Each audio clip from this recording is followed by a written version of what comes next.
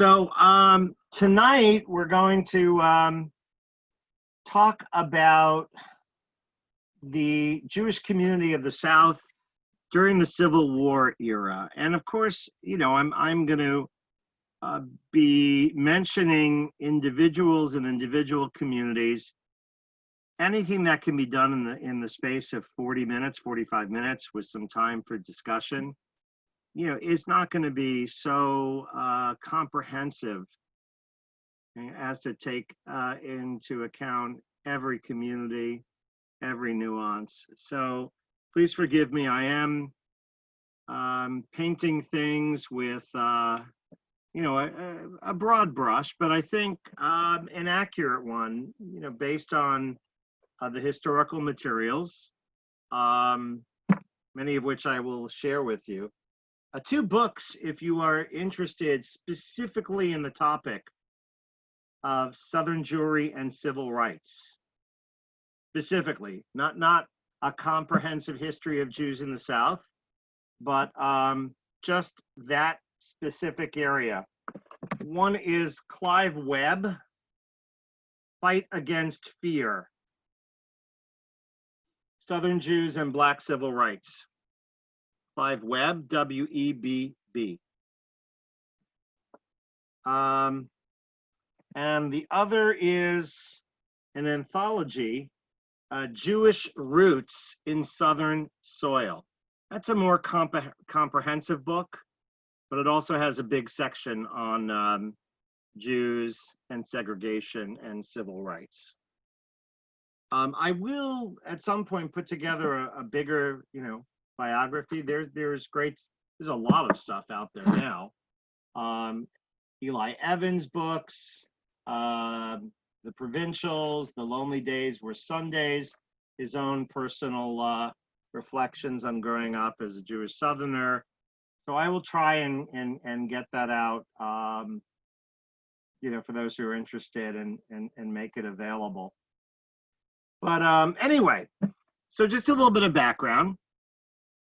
A snapshot of Jews in the South around 1950.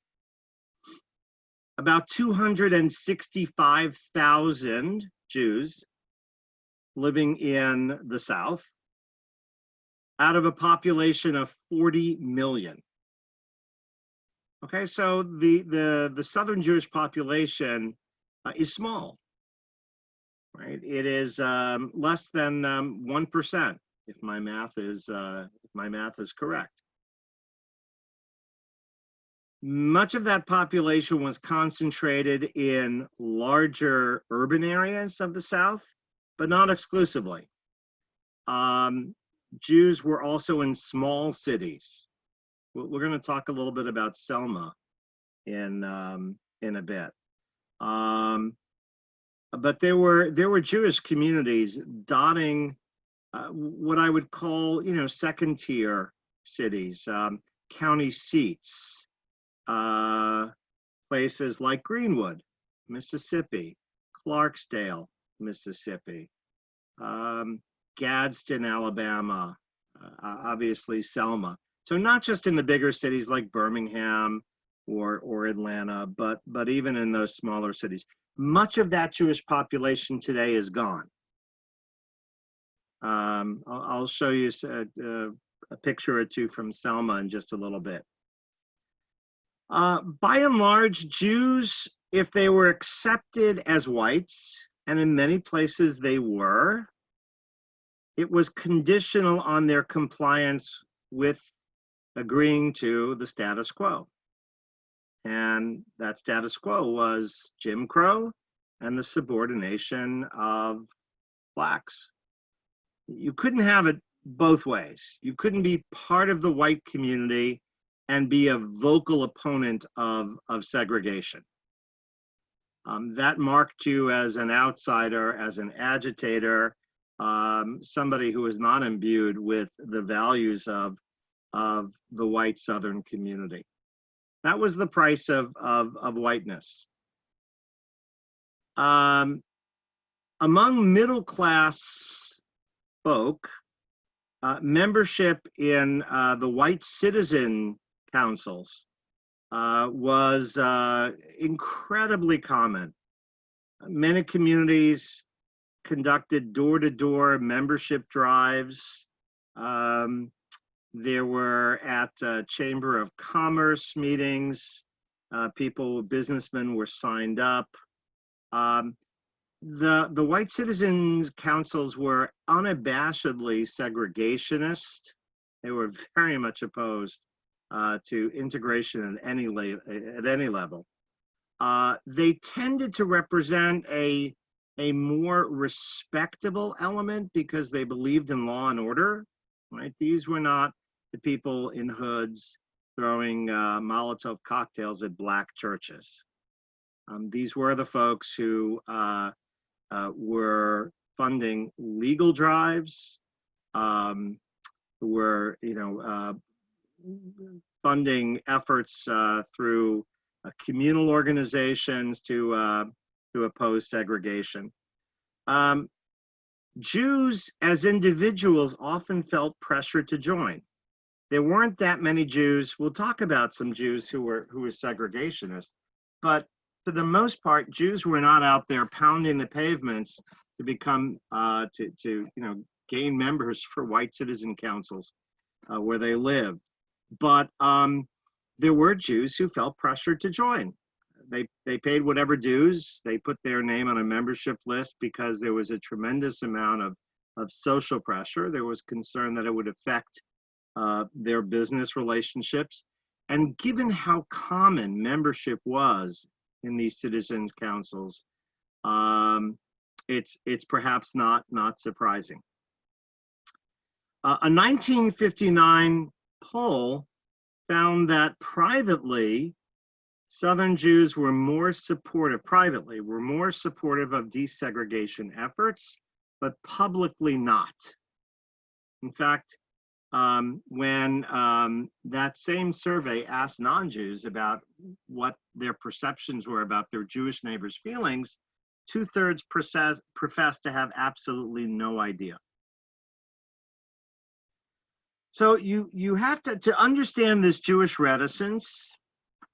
It is really key that you also understand the increase in anti-Semitism after Brown versus the Board of Education in 1954, that landmark Supreme Court decision that desegregated schools. Between 1954 and 1959, the distribution of anti-Semitic materials increased by 400% in the South.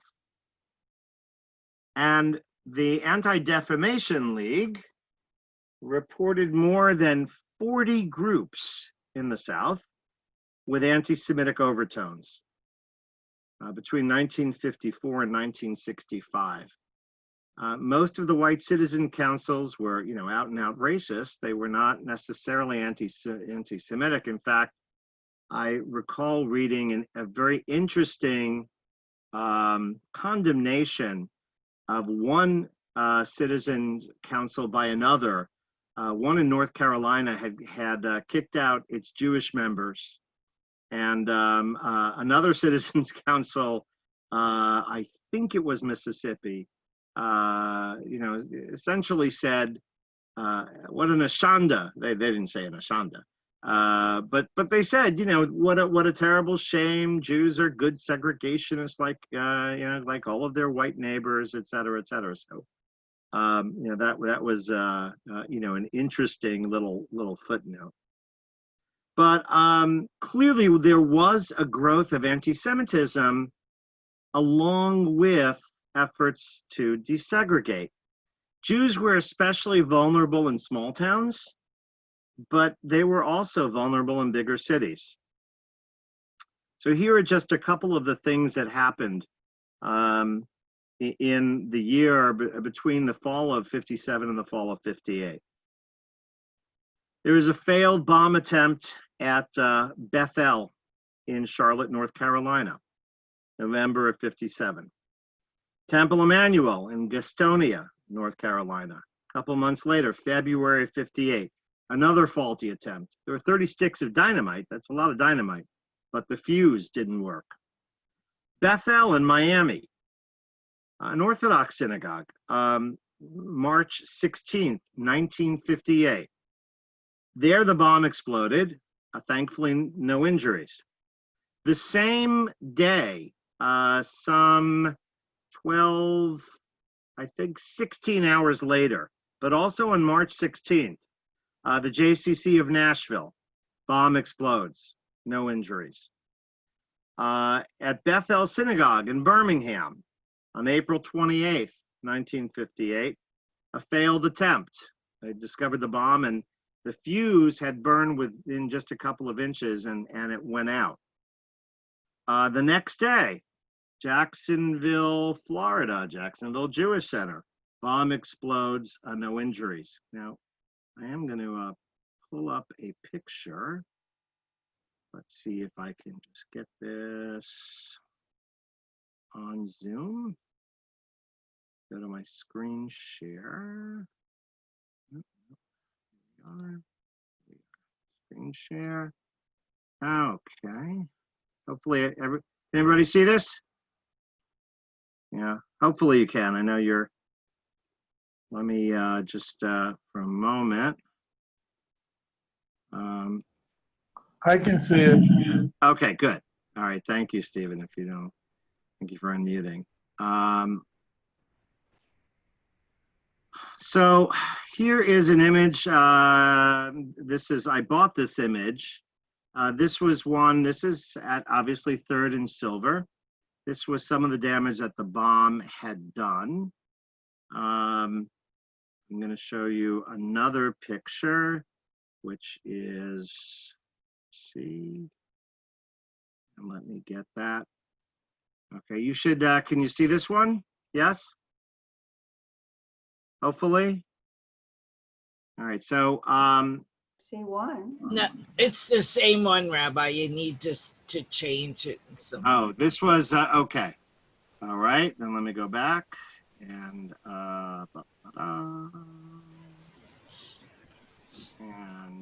should. Oh, maybe it's just. There's going to be a new course in rabbinical school on Zoom.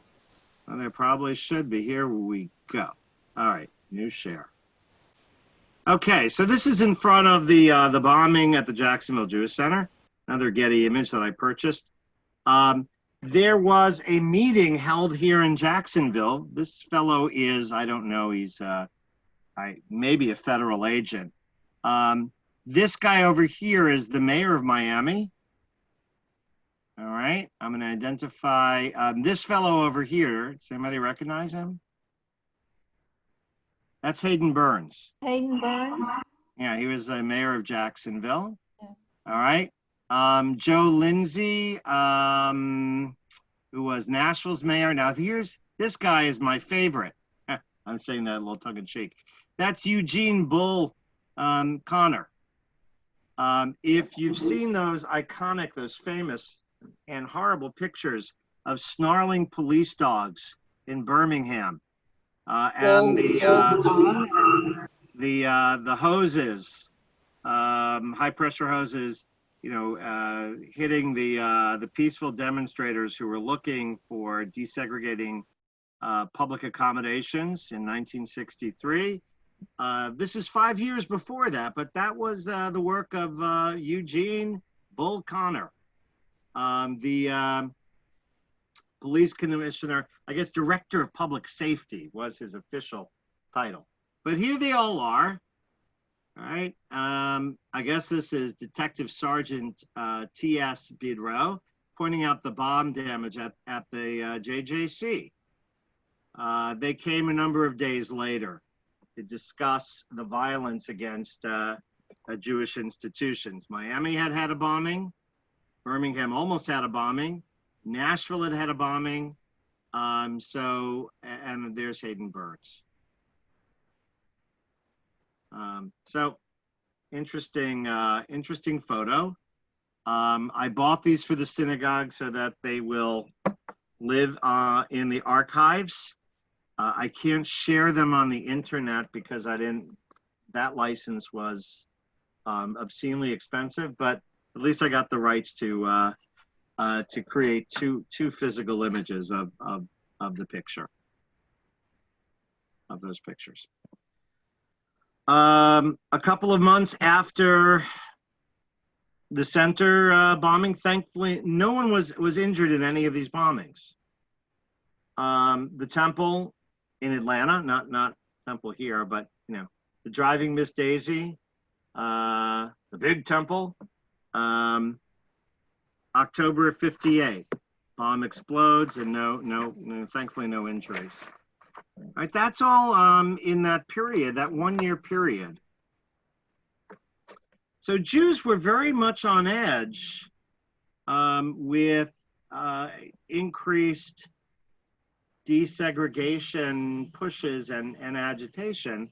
I'm going to share with you now another image, if I can get to it. Unless I've lost it. I hope I didn't lose it. Did I lose it? Ah, here we go. And now I got to share. Okay, share screen. Here we go. Share. This is from the Southern Israelite. Right? It was published in Atlanta. This is their issue for September 1958. Actually about a month before the bombing at the temple. Fear tide of anti-Semitism over school issue in the South. All right, so if you look, this was actually, the byline was Norfolk. Jews in the South as individuals are divided over the school integration issue, but as a group, they are said to be concerned over the consequences of a communal stand on integration. The general pattern of concern is that a Jewish group stand during the current tension may lead to violent hostility and resumption of synagogue bombings. The extent of Jewish interest in the issue was mirrored in the fact that rabbis throughout the South made the segregation theme the subject of their Rosh Hashanah sermons, urging compassion for Negroes and social justice by Jews as individuals.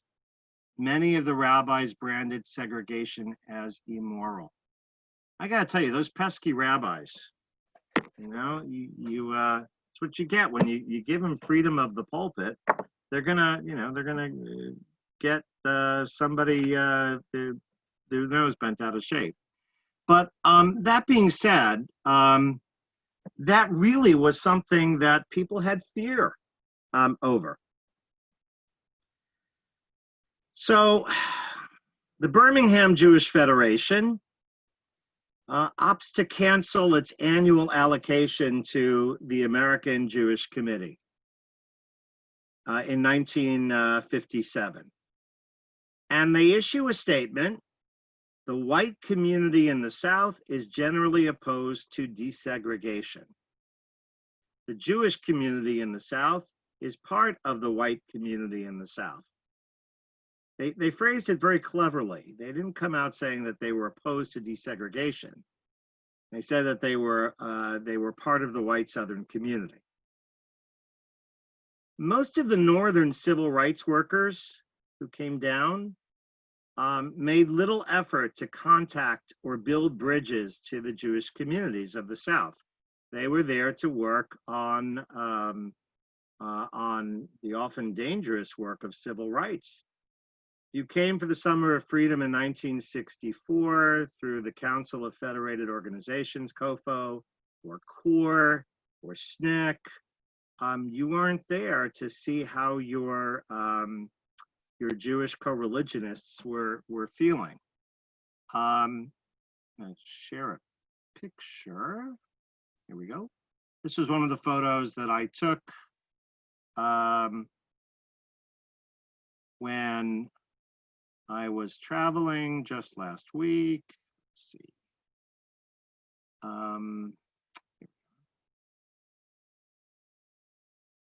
This is the site.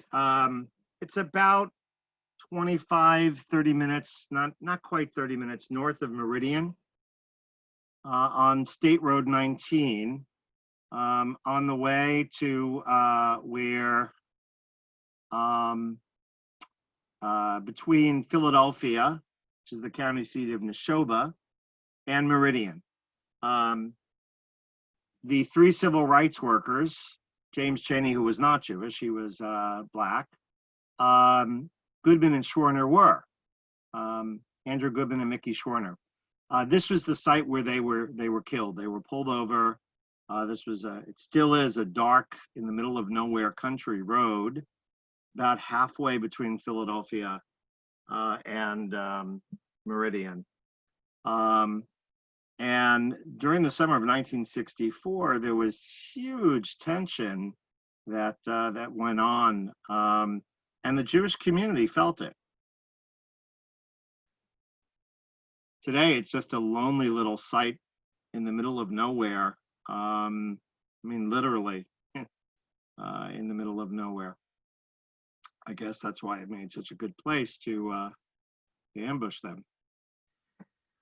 In any event, most of the northern civil rights workers made little effort, as I said, to find out what their southern co-religionists were feeling. In the meantime, though, all of the national organizations, the ADL, the American Jewish Congress, the American Jewish Committee, the National Council of Jewish Women, they all came out with strong statements, platforms against segregation.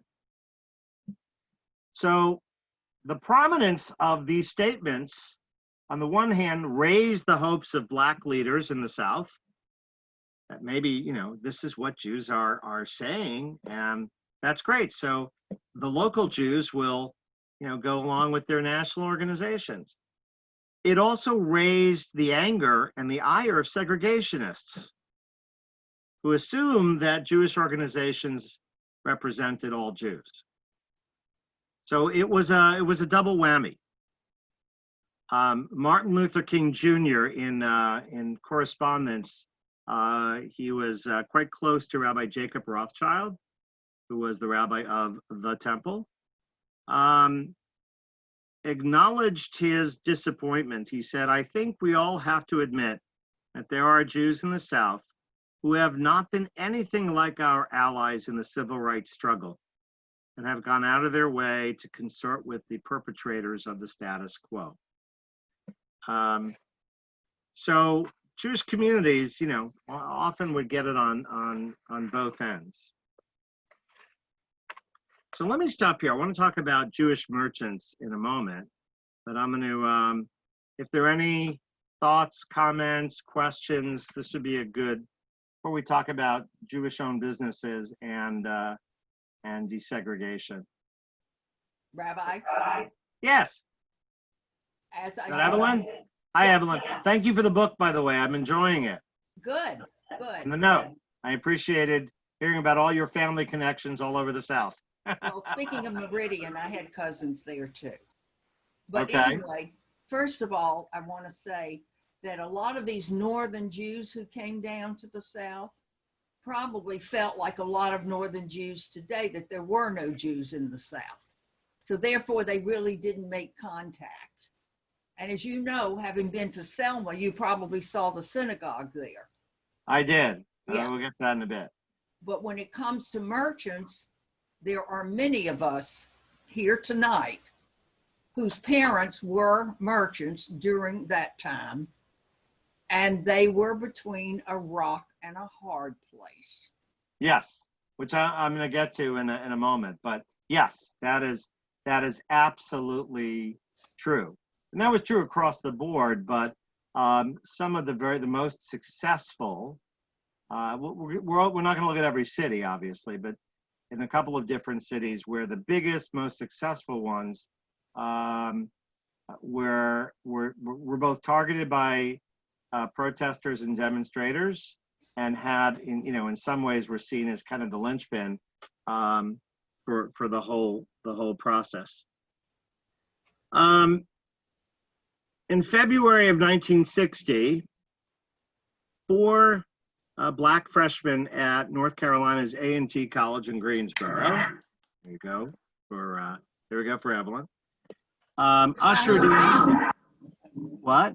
Ushered in the era of desegregating lunch counters in a more activist way at a Woolworth in Greensboro, and it sparked within weeks and several months a series of similar actions across the South. In fact, right here in Jacksonville, a couple months later, August of 1960, the first sit-in happened at Woolworth on Hogan Street. And within a few weeks, there were sit-ins at W.T. Grant, Cohen Brothers, AKA City Hall, McCrory's, Cress. 2 weeks after the first sit-ins was the infamous Axe Handle Saturday riots. If you haven't read Rodney Hurst Sr.'s book, it was never about a hot dog and a Coke. That's his personal account of Axe Handle Saturday. It took here in Jacksonville about 8 or 9 months. There was more protesting and picketing. It wasn't just a bunch of rioting white folk. The police essentially did nothing until blacks just started to defend themselves, then of course stepped in and arrested them. And then, it wasn't that the following week everything was desegregated. It took months. And finally, after behind the scenes negotiation, in May of '61, 9 months later, the stores agreed to integrate their lunch counters. Of course, today, no one knows. I asked my children if they knew what a lunch counter was, and they looked at me blankly. So, I guess that kind of dates everybody. But as Evelyn pointed out, Jewish merchants were caught between a rock and a hard place. On the one hand, they needed to maintain a good relationship with the white politicians, other business people in the community, as well as white shoppers. On the other hand, the violence that came with desegregation efforts, right? Communities from Black community boycotts, right? There were boycotts from segregationists and those who wanted to integrate. And then, of course, the arrival of news media, which often portrayed a picture of mayhem and chaos. All of that, was disruptive and caused a loss of income. So let me share with you just three, brief look, a look at three communities. Atlanta. The largest and most illustrious department store in the city was a place called Rich's on Forsyth Street.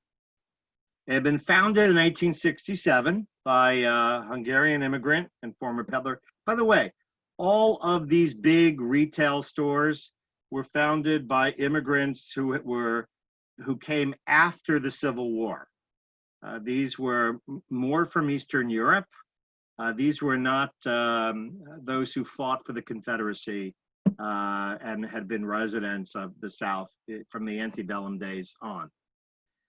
So a century after its founding, Rich's was managed by the grandson of the founder, Rich Rosen. And the reason that it was targeted by those who were seeking to desegregate public facilities is that they felt if Rich's capitulated, it would set a pattern for smaller and less prominent retailers. Now, Rich had a better track record than most stores when it came to the Black community. Clerks were instructed to call Black customers Mr. and Mrs. And while Black employees did not occupy any influential roles in the store, they were not working on the floor, right? They were not behind counters. You wouldn't see them running the elevators. They would work, in more menial tasks. The employees were well treated, and there was a general reputation among the Black employees of Rich's that Mr. Dick, as he was called, was a very fair-minded man. He also was involved with initiatives to improve housing and welfare for Atlanta's Black community, right? But he was similarly concerned about what would happen with desegregation. When the first sit-in protesters came in, they were arrested. He did not press charges. The boycott lasted from June 1960 until the spring of 61.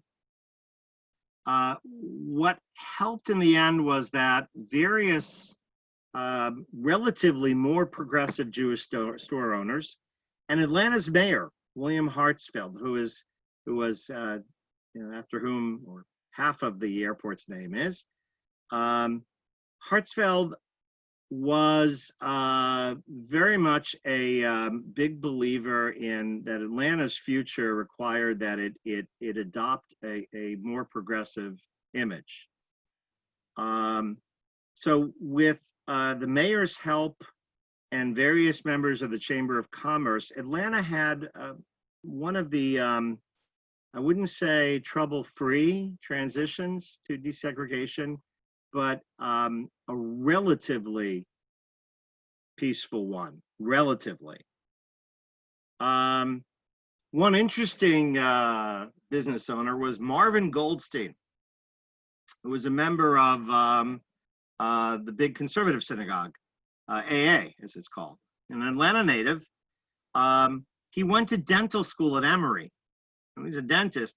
When he entered practice in 46, he was one of the first. He refused to have segregated waiting rooms.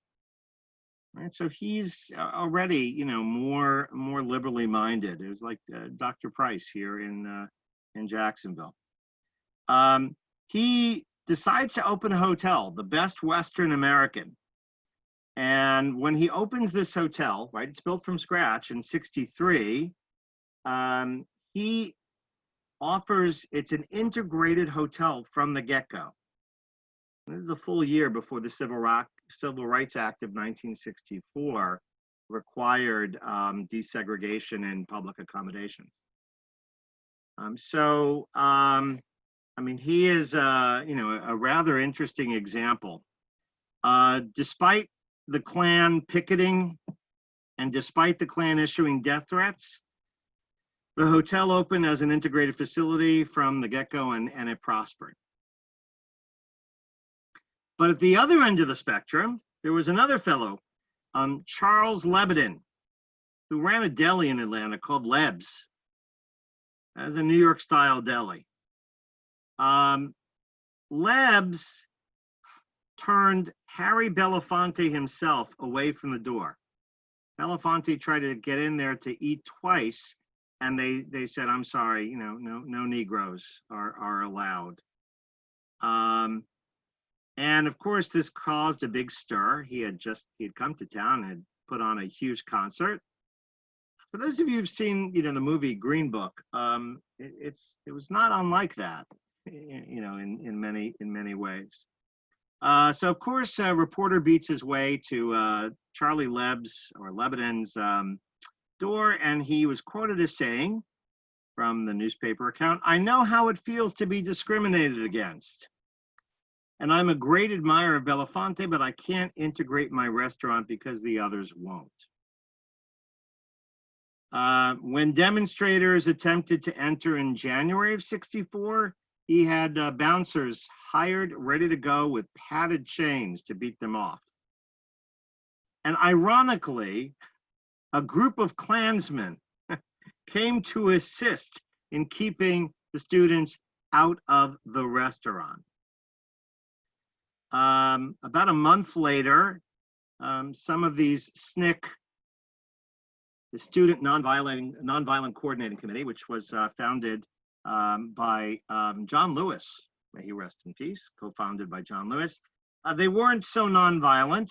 They broke in and destroyed furnishings and fixtures. So Leb's did not go easily into desegregation. There was a restaurant, by the way, down the block that desegregated without comment. So it's hard to fathom what what Charlie Lebb's ultimate goal was, other than not wanting to be told what to do. Oddly enough, and more than that, I mean, kind of sadly, because he was treated as such a hero by the segregationists and so vilified by those who were campaigning for integration, he decided to cast his lot with the segregationists.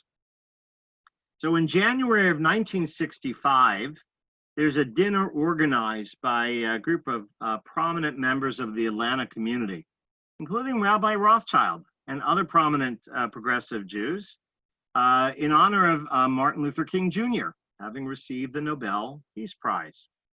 Outside of the dinner were members of the Klan picketing and protesting the event, and there was Charlie Lebb.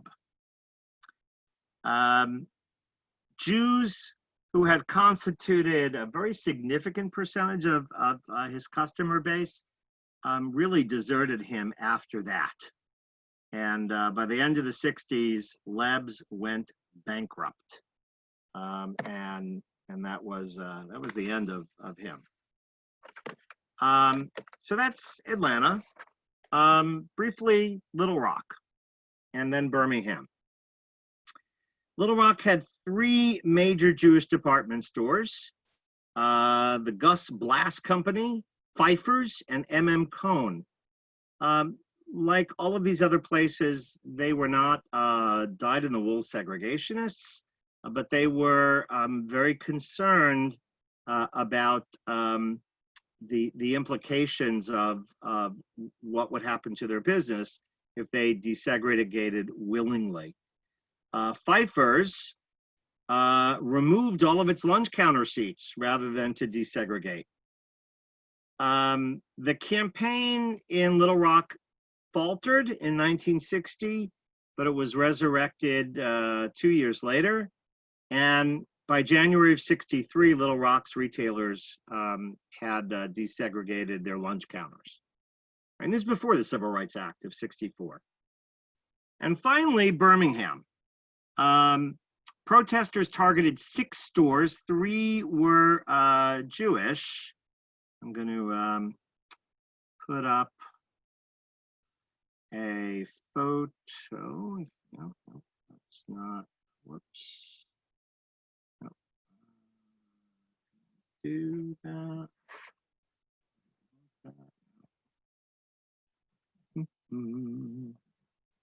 Escape. Okay, go back into Zoom. How I did this. This is a picture from okay, nope, let's get out of here. See if I can do this again. Get the share. Okay. And I want to put up. Let's go here. Here we go. This is what I wanted. There we go. Okay. And now, how do I get onto share? Can I do that? Huh. I don't know why it's. Let me try. Nope. Show all windows. Here we go. All righty. Here we go. Share. So Pizzitz. This was the largest and grandest of the department stores in Birmingham, Jewish owned. It was actually the largest department store in the state of Alabama. Today, it's not a department store.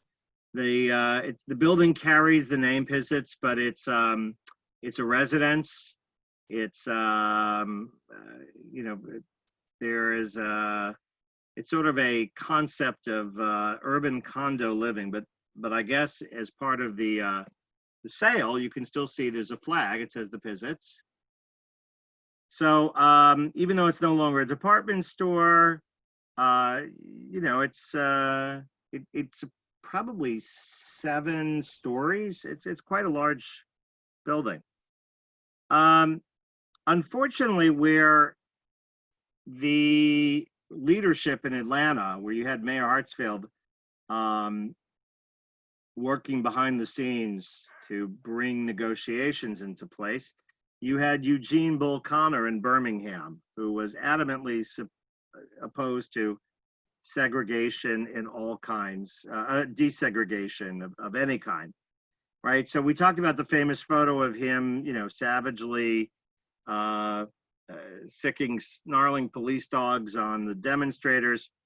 It actually boomeranged, and so the Kennedy administration got involved directly into pressuring local leaders to reach agreements with boycotters.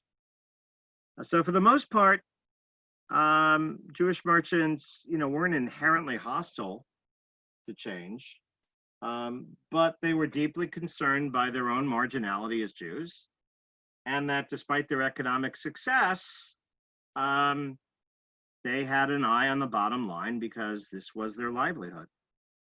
Some came to the table with relative ease, others took much more pressure, but in the end, integration came and life went on.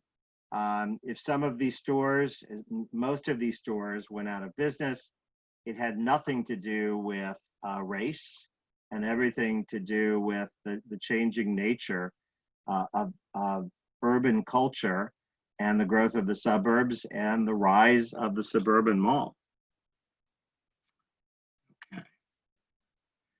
So I'm going to stop here for a moment. And there are 2 other things we'll cover tonight, very briefly, are the opposite ends of the spectrum. We'll look at a couple of Jewish segregationists, and then as well as Jewish civil rights activists, specifically those who are, living and coming from the South. We're not interested in Northerners coming down to the South.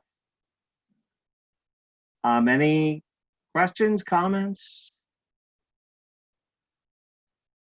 Feel free to unmute. Hey, Rabbi? Yeah. So you made a comment that it wasn't race that caused the downtown department stores to die, but people moving out to the suburbs. But wasn't a large extent the people moving out to the suburbs because of race and segregation and white people moving out to the suburbs, so it was Well, maybe you one had step people away. who would still shop downtown. There certainly were suburbs in the 50s and early 60s.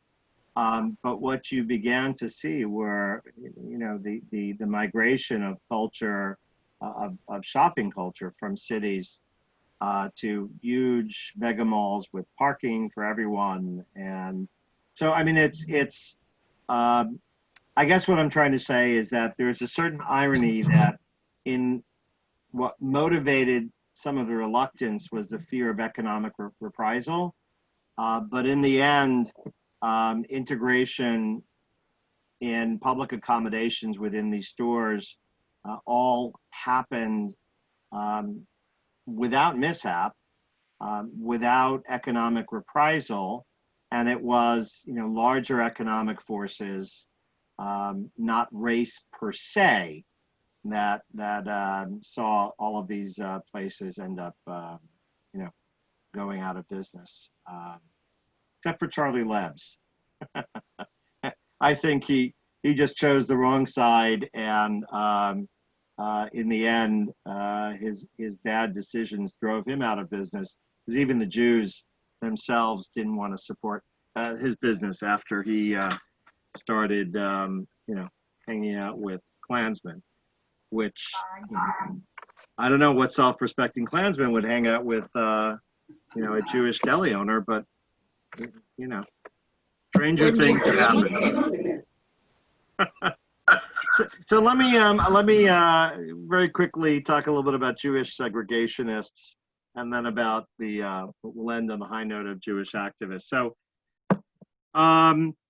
there were any number of prominent folks. So I'm not talking now about folks who were pressured into joining white citizens councils or, expressed fears of desegregation, not because they were opposed to it innately, but because of the economic consequences. I'm talking now about people who were, believers who drank the Kool-Aid. You had folks like Al Binder, a very prominent prosecutor in Jackson, who led the prosecution of the Freedom Riders, right? The ones who were trying to desegregate interstate bus travel in 1961. In fact, he got a bunch of them sentenced to Parchman, which is a maximum penitentiary. It's a pretty tough place. But an involved member of the Jewish community, but also a strong segregationist. Solomon Blatt, who was a South Carolina legislator. He fought repeal of compulsory school attendance, right? South Carolina, for a period of time, like a number of other states and communities, opted to, rather than to integrate, they simply said, well, school attendance is no longer compulsory, right? In some places, public schools actually ceased to exist. He made quite a speech on the floor of the South Carolina House. Do you want some 16-year-old so-and-so holding the hand of your little granddaughter in the classroom? Saul Blatt doesn't want that. For God's sake, help me out. There's a picture of him in Life magazine in February of '56 with other members of the white citizens councils from around the South, including posing with Senator James Eastland of Mississippi, who was an arch segregationist. And his involvement in fighting integration went back to the 1930s. He fought the NAACP's effort to force the admission of a Black student into the University of South Carolina's law school, because the doctrine of separate but equal, right, as illusory as that was, right, the idea was that you had to have something that was equal or pretended to be equal to what you were offering whites. University of South Carolina had no law school for Blacks, so they faced a forced admission of a Black student. Blatt said publicly, the white people of South Carolina need not have any fear as to what the outcome of this is going to be. We will maintain the university for white students only, and we will protect the other institutions for white students supported by the state. After World War II, it took 10 years, and finally the state legislature in South Carolina voted with Blatt's support to start a Black law school. They just forgot to fund it. So there was no Black law school, and it took another decade to open up a law school for Blacks with markedly inferior facilities. Right, so there's one example. Saul Blatt, South Carolina legislator. Now you have Selma. So let's, I want to get into, let's see. We'll look at a couple Selma pictures. First of all, this is the famous one, of course. Right. That's the Edmund Pettus Bridge. Edmund Pettus was a racist and Confederate. The name has never changed, and ironically, this bridge is iconically associated with the march from Selma to Montgomery. There's a certain irony here. It was this bridge just a couple days ago that John Lewis, in a carriage drawn by horses and in state with an honor guard, was brought one final time over this bridge. But this is leading into Selma. If you go there today, it's a very, very depressed area, very depressed community.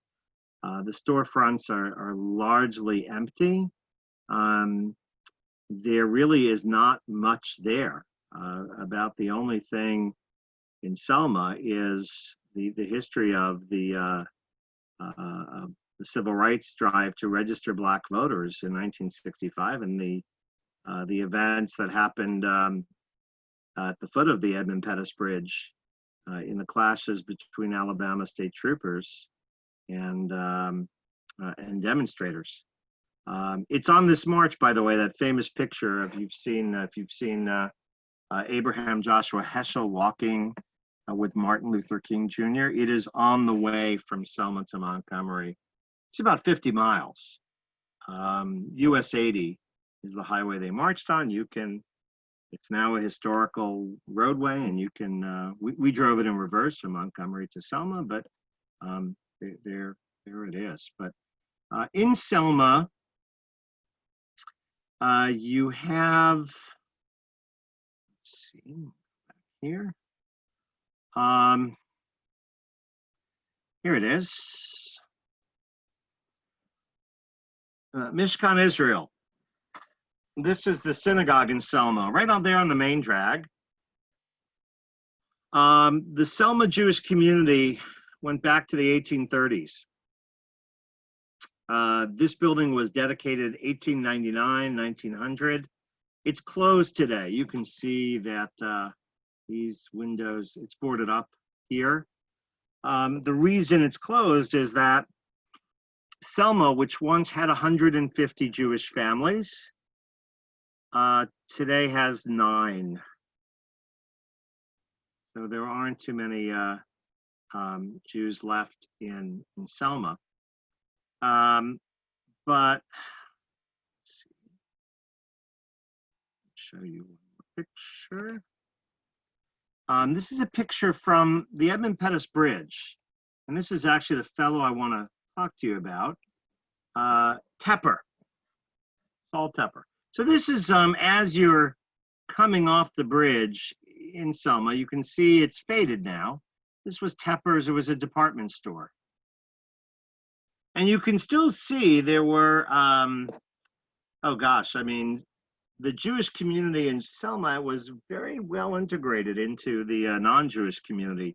There were 3 Jewish mayors of Selma, 7 presidents of the local Chamber of Commerce.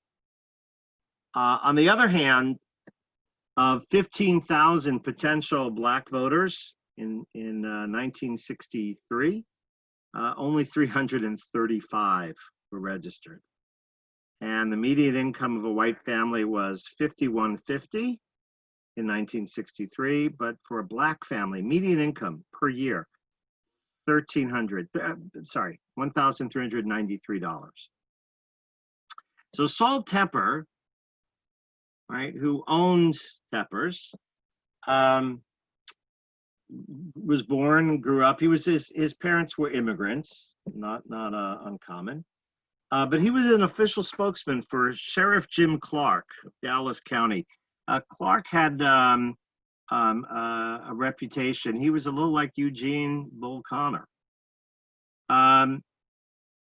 Saul Tepper was a very, very strong segregationist. In fact, he was part of Sheriff Clark's posse. When the first demonstrators came to the courthouse, he showed up with an M1 rifle. He was restrained by a local deputy, and he wrote a pamphlet that Selma is not fighting for itself alone. It is fighting for everything that stands for decency and Western civilization. He also started an organization. He thought if Northerners were so well disposed to Blacks and integration that they should, find them housing and jobs up north. And he wrote to various chambers of commerce to encourage opportunities for relocating Black Americans from Selma to northern cities. It didn't come to much, but today Tepper's doesn't exist anymore. As for Saul Tepper, I found this was really fascinating. I just happened to, I was curious what happened to him at the end of his life. And, oh, wait, sorry. I think it's over here. Okay. Here we go. Back to Zoom. So I found Saul Tepper's grave in outside of Selma. And it was just very strange. There it is. Saul H. Tepper. Definitely his date of birth. Why there's a cross in his grave, I don't know. Rabbi, Yes. I was going to wait till you finish and bring this up, but finish and then I'll mention what I think about that. Okay. Well, anyway, we do know that he was a member of Mishkan Israel. All of these folks, these segregationists, were not self-hating Jews. They were proud of their Jewish roots. They were part of the community, and yet they were segregationists. I wouldn't say that they're representative of the community. They certainly were not. But that is precisely, why they're so interesting. They do typify one end of the spectrum. And I want to get to the very last end, the other end of the spectrum, which is, of course, those who fought for civil rights. But Lois, did you want to go ahead and say something? I did, because before you showed that, I was going to say that I think one of the reasons, because they didn't stay Jewish, especially the families that came in the 1800s and were already there for a very long time. If you notice that his wife's name was on that, something Francis Bruner. Many of the families, including my own, I found out a few years ago, who came up in the 1800s, early 1900s, they married non-Jews because they moved to these small towns and there weren't many Jews for them to marry. So they married non-Jews. They became parts of those families. They didn't stay Jewish. In my own family, it's an interesting story, but someone found me through Ancestry about 5-6 years ago. And I was introduced to him through someone else. And he come to find out, he lives here in Jacksonville. He was a vice president with Blue Cross Blue Shield. His partner is a doctor at Nemours. And we come to find out his grandmother and my grandfather were brother and sister. Huh. And my grandfather was one of 9. He may have been the only one that married a Jewish woman, maybe one other one. And no one ever talked about the other 8 siblings. I knew none of those, the children of those people, and none of them were Jewish. And so I think that's why you find that is especially the men married non-Jewish women, and when they died, the families put crosses on their tombstones. Interesting. Well, the thing is about Selma is a good example of these smaller Jewish communities, Fort Gibson, Mississippi, Greenwood, Mississippi, where synagogues, the buildings are still there, but the communities are really not. They're ghost communities. And one of the things I noticed in driving around, we went through Greenwood, Goldberg Shoes, which is still open. I don't know if it's owned by Mr. Goldberg, but you could see these Jewish merchants, who were there throughout these smaller towns and cities. I mean, they were small cities. There was not countryside, but most of those communities today are just not there. I don't know that the synagogue in Selma ever opens, other than for historical tours. But I wanted to end on the note of those who who put themselves in harm's way. And this again is just, you know, a small sampling of folks who did fight for the cause of integration and equality and justice. The Women's Emergency Committee in Little Rock, when Governor Faubus closed the Little Rock public schools, which he did for a while, they worked behind the scenes because they felt that integration was a foregone conclusion, and that for Little Rock as a community to prosper and move forward, it needed to be forward thinking. You know, dismantling your school system to avoid integration is very backward. Jewish women were disproportionately involved in the Little Rock campaign for integration. Jewish women were disproportionately involved in New Orleans in Save Our Schools.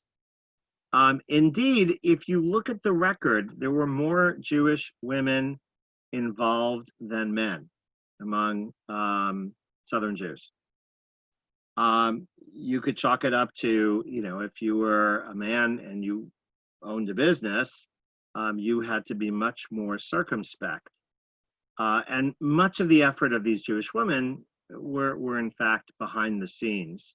But they played a heroic role in any number of communities in heading off school closures or reopening schools and working for orderly integration. There were lots of rabbis, Southern rabbis, often, you know, at great risk not only to themselves, but even to their livelihood, right? As you can well imagine, many congregations were not always so happy, not because they opposed the message as much as they were fearful of the results. Rabbi Ira Sanders of Little Rock, he testifies to the Arkansas State Legislature, condemns efforts for the legislature to pass laws that would have circumvented Brown versus Board of Ed. Rabbi Julian Feibelman, New Orleans, the leader of Save Our School, a very vocal supporter of integration. Rabbi Emmett Frank of Alexandria, right? If you can imagine this, right? This is Senator Harry Byrd we're talking about. Very popular, you know, hardline segregationist, but Rabbi Emmett Frank, and even though we think of Alexandria as, you know, it's Northern Virginia, it's a DC suburb, in the late 1950s, if you were on the other side of the Potomac River, you were still in the South. So he denounces Byrd's godlessness from the Bema on Kol Nidre. He receives hate mail and threats. He gets a letter saying, "Why don't you and your, forgive my language, nigger-loving Jews in your synagogue get out of Virginia or keep your big mouth shut?" Rabbi Seymour Atlas, this might be somebody that Marv Feldman might know his name. There's a rabbi in Montgomery who vocally supported the bus boycott. Yeah, he was. Oh, was he? Okay. Well, he was told by the congregation to publicly retract his statement of support for the Montgomery Bus, Improvement Association, and he promptly got up on the Bema and doubled down, and reiterated his support of the boycott from the pulpit. He was, not surprisingly, pressured to resign, and even where your contract says you have, freedom They of the just pulpit. contract. What? They just did not renew his contract. Right. Well, so this kind of thing, happened. Maybe the most harrowing story is that of Perry Nussbaum, who was in Jackson. He opened his synagogue to interfaith, interracial gatherings. Right? Today, we wouldn't think twice about it if we have a clergy council. We've had clergy council meetings here, the center, but that was a huge deal. And every Thursday during the Freedom Summer of 60, I'm sorry, during the, yes, it was the Freedom Summer of 64, he drove down to Parchment to, it was a 3-hour trip, but he drove down to this infamous Mississippi prison where the Freedom Riders were being held. He would visit, he would counsel, he would hold services. Unfortunately, his synagogue in Jackson was bombed. It was another Bethel. I don't know why bombs and Bethels seem to so often go together, but badly damaged by a bomb. It was a new building too. And then 8 weeks later, his house was bombed as well. He and his family escaped, but barely. It was said that he was really never the same again. There was nowhere for him to go. He was already older. He stayed and he retired in I think in 73, and then he left Mississippi. But not only was his synagogue bombed, but his house was as well. There were others whose stories are, small, but great because they chose to, in some small way, fight against the tide, whether it was treating people with dignity and, or allowing people to try on clothing in the dressing rooms, or allowing for credit or returns. I mean, we don't typically think of these as heroic actions. And maybe in the large scheme of things, they weren't. But if you can somehow, in some way, imagine what life was like in those days, sometimes those small actions and those small kindnesses meant a great deal to the people who received them, and sometimes could have cost the members of the Jewish community very, very dearly.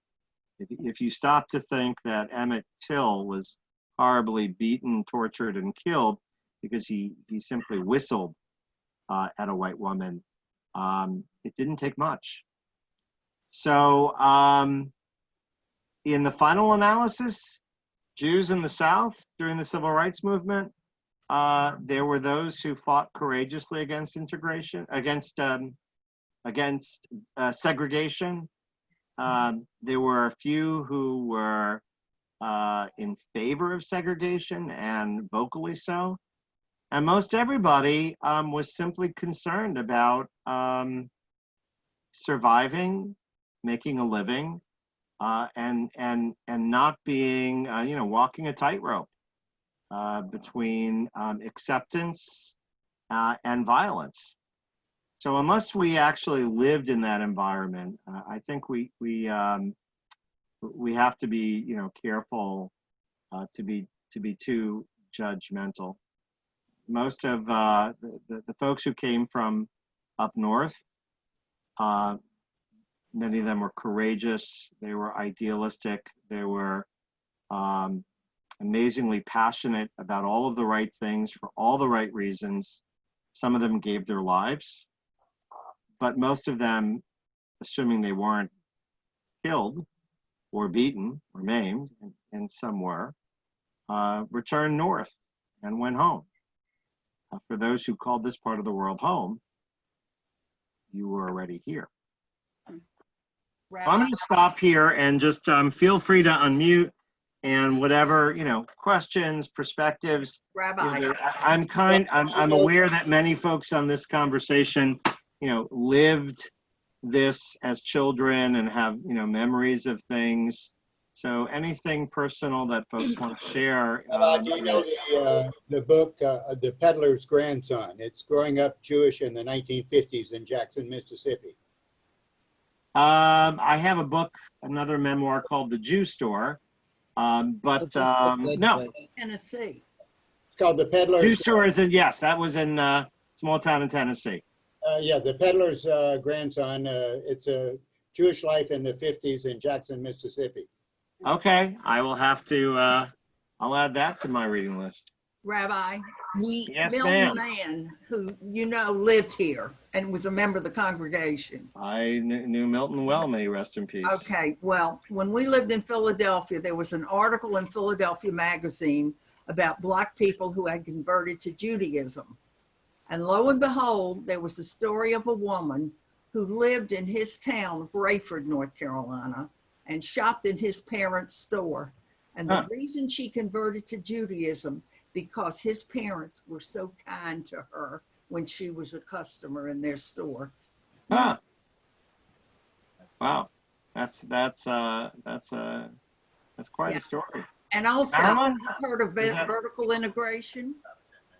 Have Yeah. I'm sorry? Have you ever heard of vertical integration? Vertical integration. I Yes. don't know that I have. Well, Eli Evans' father, who was mayor of Durham, had a department store. Uh-huh. And he had an integrated lunch counter. Okay. And the chief of police came in and said, "Hey, Mutt, you can't do that."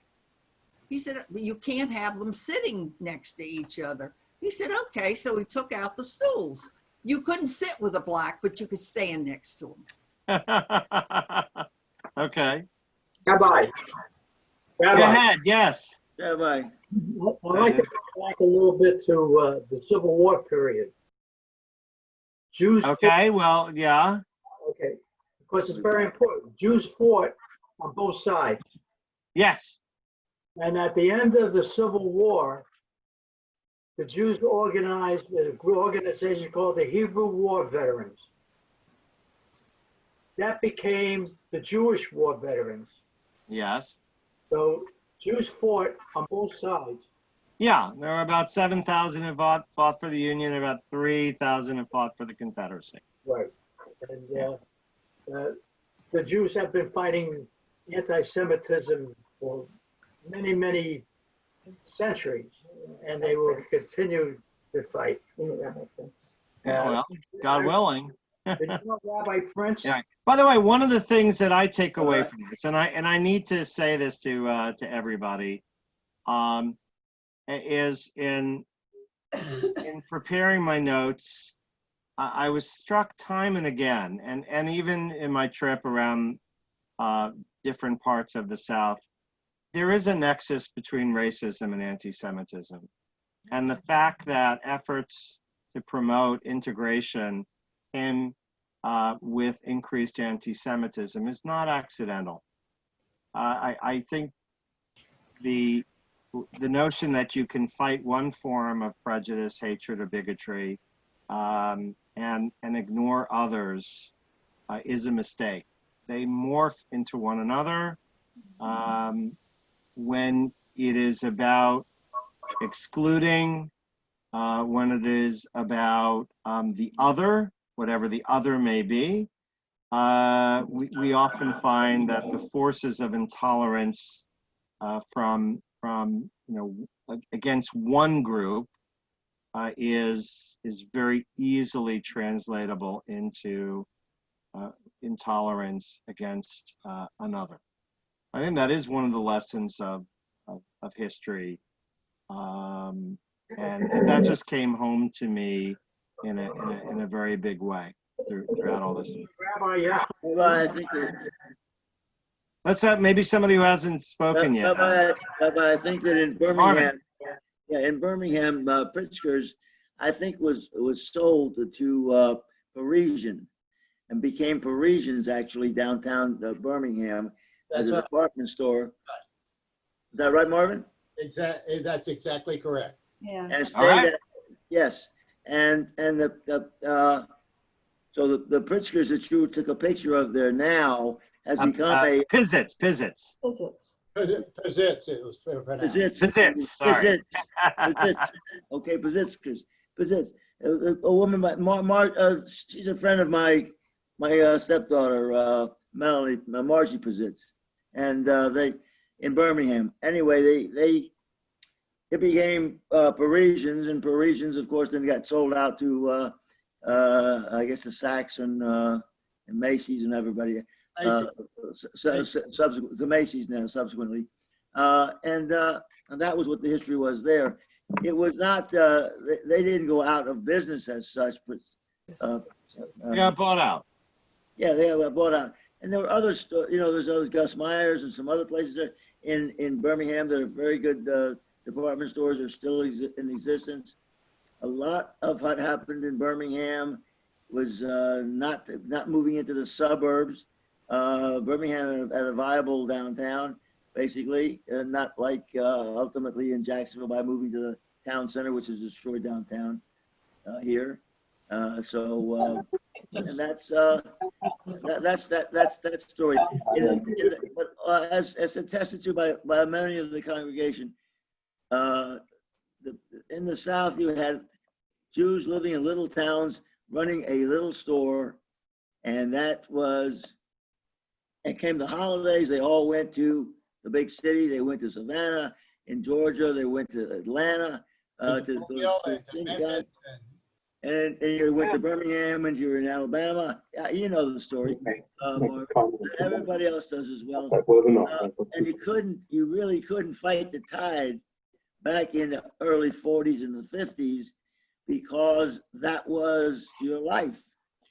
Right. And so you just lived your life and let the other people make the decisions about politics and sociology and things of that nature.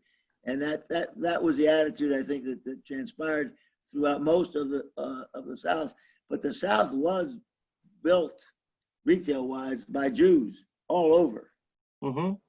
And several big stores in New Orleans. Oh, sure. And again, even in the smaller cities, you see the storefronts and the names. And my family were Jewish merchants in Montgomery, and the lunch counter on Dexter Avenue was called H.L. Green's in Montgomery. Absolutely. So and the Jews were well accepted all over the South as such, and they treated everybody well. Marilyn, what were you going to say? What? Marilyn, I know you wanted to say something. Yeah, Go ahead. I have several things to say, but I'll just mention a couple. One thing that you haven't mentioned, Rabbi, is that I think a lot of Jewish families had Blacks working with them in their homes to help raise their children or take care of their kids. So my aunt and uncle had a woman who also was helped raise me when I was a little girl. My mom worked part-time. And in fact, she's still alive. I'm still close to her. She's 101 now. So I don't know how many Jewish families here had Black women, especially Black women, who would come to their homes and help them come from the north side, take buses to the south side, or we were on the west side at the time. But so I don't know how that played into their thoughts on segregation and desegregation, but I'm sure that had some influence as well. And then I wanted to mention that Charles and I got married here. I think we were the last wedding at the old synagogue, August 31st, 75, and we moved the day after to a little town in Belmont, North Carolina, which is outside of Charlotte. And I want you to know that Mount Holly is a little town right next to it, and the KKKs were marching when we moved there. And I remember being horrified. And I worked in Gastonia. I was a social worker there, and which was not a great place. But we were members of Temple Emmanuel. We were the only Jewish people in Belmont at that time. Well, and again, it's not as if, I mean, the KKK is not as prominent as it once was, but it hasn't gone out of business either.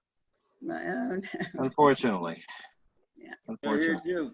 Our Black domestic maid, Charlotte, raised me like I was her son. We loved her dearly. She was a member of our family. Absolutely. Yeah. Right, and that was, I don't know that was necessarily a Jewish thing. It was probably true in other families where there were close relationships. You always wonder from the perspective of, not to say that the movie The Help was necessarily, indicative of every relationship. It's not, but you always wonder. It'd be great to, in some cases, I know that those relationships were very close and very genuine, but those were personal relationships. I don't know to what extent they became platforms for promoting integration or fighting against Jim Crow. But those relationships certainly existed side by side. Families who would take care of their help, as family members, and yet, this was a dominant theme in the larger society. But yeah, now you bring up a very good point, Marilyn and Marvin. Rabbi. Larry? Yes. It's interesting, and this may be off the topic a little bit, but I listened to a webinar this week that was given auspices of JTS that talked about Jews and diversity.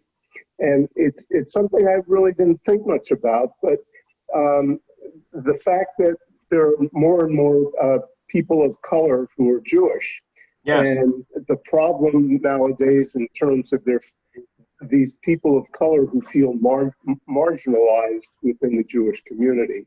So we talk about all of this, the past and in the South, and as if this is a fait accompli, but there's still a lot of work to be done in terms of how people are integrated in our society, even within the Jewish community. And it was no question. No question. It was a fascinating webinar, and there was one rabbi, Rabbi Lawson, who really was very, very, very verbal about how many times she felt marginalized and even within the Jewish community, and denigrated and questioned. So it's the modern aspect of this whole business. Sure. And if you ever watch Rabbi Angela Buchdahl, who is she is a Korean Jewish rabbi, Reform rabbi, at Central Synagogue in New York, and she has talked much about this as well. So it's the funny you don't look Jewish. Well, what does that mean? Yes, exactly. Yeah, no question. No question. There were a number, a very small handful, but a number of, Black Americans that converted to Judaism in the South. There's a picture, Evelyn lent me a book about a photo essay on Jews in the South of Charleston's Black Jewish police chief. So there were. Greenberg. Okay, there you go. Reuben Greenberg.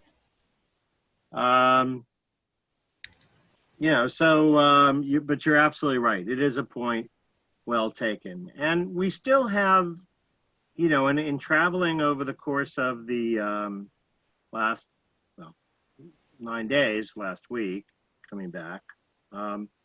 Racism is still alive in our society in more subtle fashion, perhaps, but it's still very much, you realize how deeply ingrained it has been in American life, and not just the terror of night riders and KKK members, but the way that it was ensconced into the fabric of the legal system, the political system, the economics, in redlining neighborhoods. And we still live in a segregated society. I drove over I guess it's the Pearl River It runs through Greenwood. Separate. Unless it was Tallahatchie. But anyway, there's a river that runs through Greenwood. On the south bank, the downtown area, it's crumbling. It's abandoned stores and shacks. The minute you cross over that bridge, manicured lawns, it's night and day, and of course, In Jacksonville. in Jacksonville are not so different. I mean, in any American city. What did you go on this trip? I'm sorry, Mimi? Who did you go with on this trip? What group? Oh, my son. So we weren't on any organized, we were not, because of, this was civil rights pilgrimage COVID style. Oh, okay. So, You were spreading it or collecting? I hope not. I hope not. I hope not too. We, we brought a cooler. If we got any takeout, we ate on roadside, in the car, in our hotel room. And we didn't go into any museums. Most of them were closed. The vast majority were closed, but there were a lot of sites. There's a whole Emmett Till trail of sites and of course where Medgar Evers, his home, where he was assassinated. Standing right on the driveway where he was killed. There are lots of sites to see that you don't have to go inside. 16th Street Church in Birmingham, where those 4 black girls were so tragically killed in the autumn of '63. That kind of church. I'm sorry? Wasn't that kind of church? I didn't know that she grew up in Birmingham. Oh, yeah. Indeed, she did. Okay, there you go. Could very well be. I think that So all of these places you didn't have to. Dexter Avenue, King Baptist, the Memorial King Baptist Memorial Church on Dexter Avenue Church. The Civil Rights Monument outside of the Southern Poverty Law Center. All of these places, you don't have to go inside anywhere to but again, I would say, Marvin, have you gone to the National Center, National Memorial for Peace and Justice in Montgomery? I'm quite familiar with it. I think that was after I left Montgomery. Oh, it's, I've never seen, Maya Lin, the same woman who designed the Vietnam Vets Memorial, the Vietnam Memorial in Washington, designed this, and it is just, it takes your, just takes your, I mean, it's so sobering. And you look up by county and you see the lynchings, you find Duval County and Columbia. Rabbi, here it is. Here is the picture of it. Oh, okay. And I'll show you Duval, and I'll show you Duval County. It's hard to, it goes on. Yeah, I took pictures too. I mean, I will, There's Duval County, the lynchings in Duval County. I don't yeah, it was, you had to look up. Yeah, it was, yeah. But there's a bunch, and then St. Johns County, Clay And some County. of them were happening right into the 1940s. The Yeah. lynchings were taking place. Yeah, it is. Hard to believe. Yeah. You walk through that place and you walk out silent because there's nothing you can. And you if can COVID say. is ever over, Rhodes Scholar has a fabulous tour.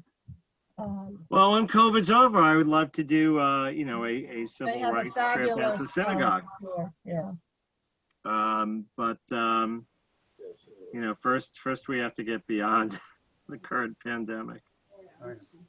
But it was very, and for me to go with my son was very deeply meaningful for me to see, for me, this was history that I really don't yes, I was alive, but I was, you know, a baby, a young child. And for me, this is something that is not my lived experience, but for him, it's, you know, it really is quote unquote history, but it's important that he knows it and sees it. Gloria Einstein took that trip that you're describing, the road. Well, I think Judy went with Gloria. Yeah.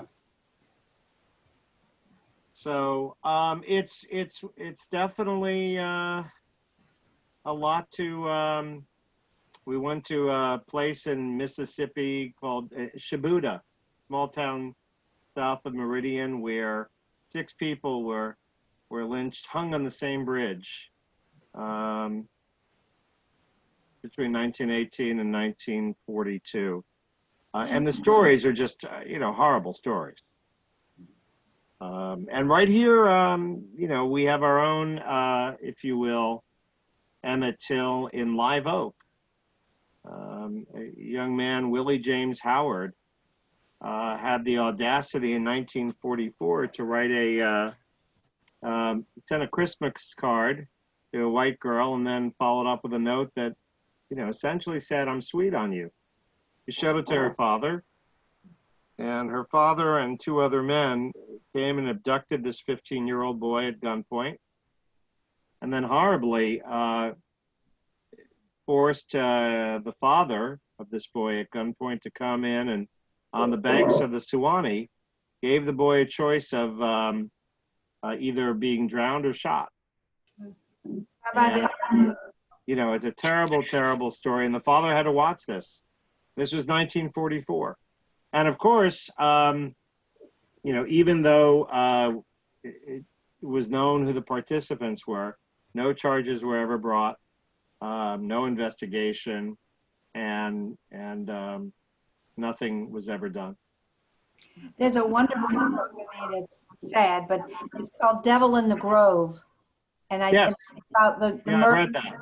murders in Groveland and the horrible sheriff and how it was trumped up and these young men were killed over trumped up charges. And it was the beginning of Thurgood Marshall coming to Florida to defend. And Harry Moore, who was the head of is the secretary of the NAACP here in Florida, who was killed.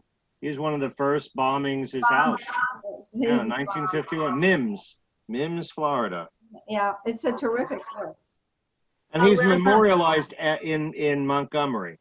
Because they have a whole section of civil rights workers who were assassinated and killed in the 1950s. So they weren't technically lynchings, but, you know, they were.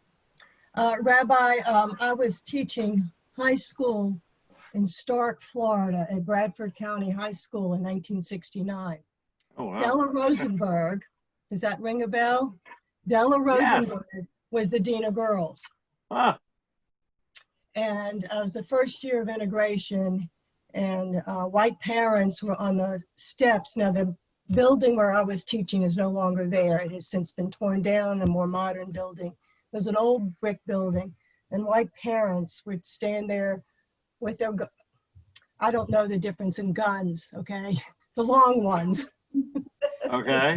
Would stand on the bricks with their guns, and homecoming was canceled, and all social events and clubs were canceled that year, so there would not be any intermingling of the races. Wow. So were you schlepping from Jacksonville to Stark every day? No, I was schlepping from Gainesville. Oh, okay. To Stark. And he was in medical school at University of Florida, and I was supporting him. Got it. I got it. Okay. Wow. So Stark. Della Rosenberg. Yeah. Gosh. Huh. I can share a lot of anecdotes with you, Rabbi, but I don't want to take up an hour on this thing. We could talk. Well, we'll have to find some time to, because I would love to hear them. I love stories about people who grew up in the communities of the South. You have mine. Yes, I do. I By the do. way, you keep talking about Emmett Till and that he whistled. Years later, I read in the paper that woman confessed they made that story up. Yeah, his cousins, though, if you look at the, his cousins always insisted. Now, she made up a whole bunch of other things, Yeah. Horrible. including that he tried to come on